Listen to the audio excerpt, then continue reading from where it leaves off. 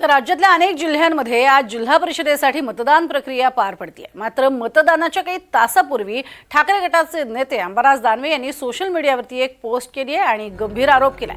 संभाजीनगरमध्ये पैठण आणि बिडकीन गावामध्ये भाजप मतदानासाठी पैसे वाटप करतोय।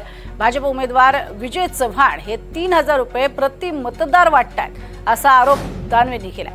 पैसे वाटप सुरू असताना निवडणूक आयोग आणि पोलीस प्रशासन मात्र केवळ बघ्याची भूमिका घेत आहे असा आरोपही दानवेंनी केलाय।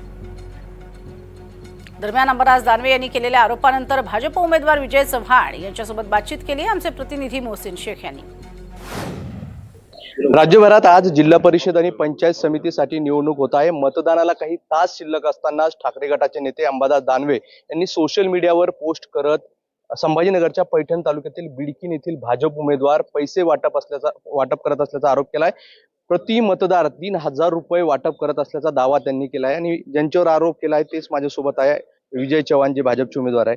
अंबादास दानवे यांनी सोशल मीडियावर एक पोस्ट केली, काय तुमचं म्हणणं आहे? माझं म्हणणं तर असं आहे की ही लोकशाहीची एक यात्रा आहे, ही लोकशाही पद्धतीने लढली जाते।